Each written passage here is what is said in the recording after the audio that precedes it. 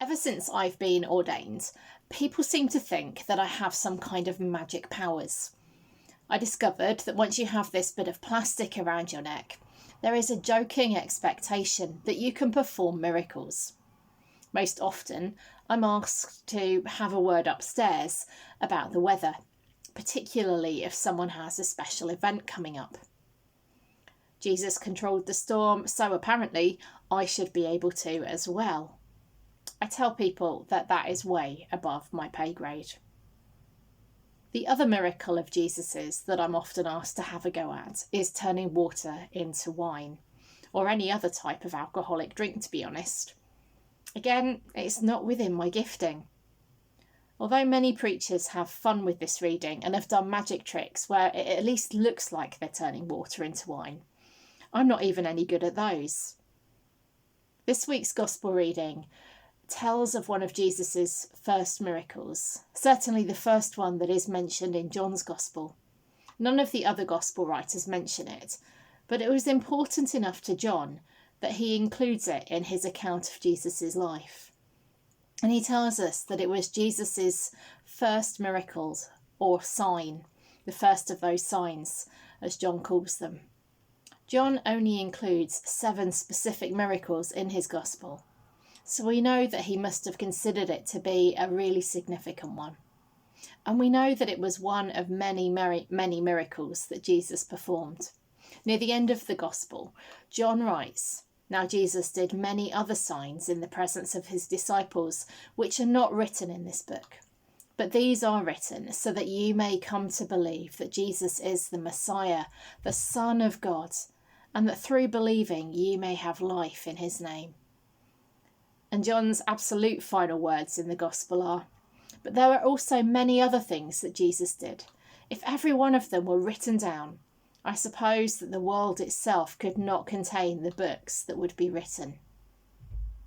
These signs are really important because, as John reminds us, they showed the people that Jesus was with and us today who Jesus was. He's the Messiah, the Son of God. And those signs and miracles help us to believe in him, to trust in him. As today's passage puts it, the miracles of Jesus revealed his glory. And because of the miracle of turning water into wine, the disciples who he had called to follow him just 3 days before believed in him. Now, we might be used to hearing about Jesus's miracles and have become a little blasé about them, a little immune to the wow factor, because we've heard them all before. And well, it's Jesus, so of course there are miracles. But at that wedding party, Mary, some of the disciples and some of the servants witnessed Jesus turning over 100 gallons of water into a fine wine. That's not something that happens every day. And to be honest, in many ways, turning water into wine was probably not one of the most impressive of Jesus's miracles. Not when you compare it to calming a storm, walking on water, healing people, and even bringing back the dead to life. But it still showed those who witnessed it that Jesus was special. Jesus was God in human form. Now, I've just said that this wasn't one of the most impressive miracles, but this miracle is special in its own way. John uses a lot of symbolism in his Gospel to tell us things about Jesus, and this account is no exception.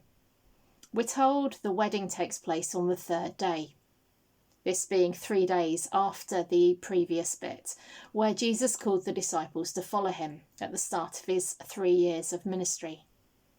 Even 3 years before his death, John is hinting at Jesus' resurrection, the biggest miracle of all, conquering the power of death once and for all.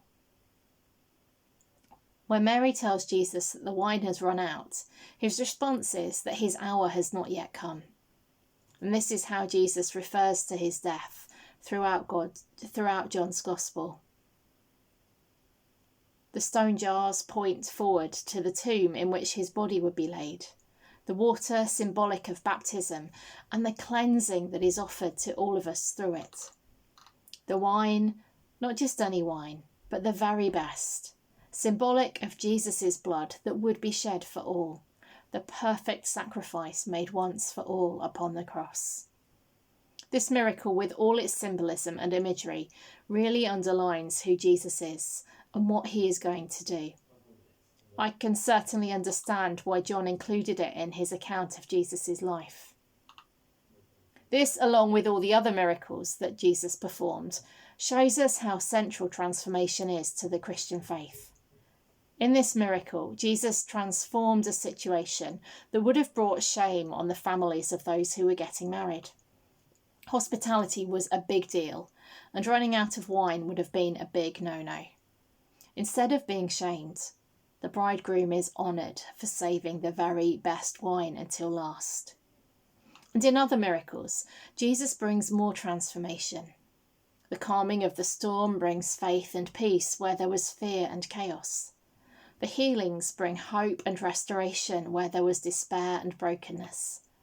The resurrections literally brought new life where there was death and decay. There are still miracles today.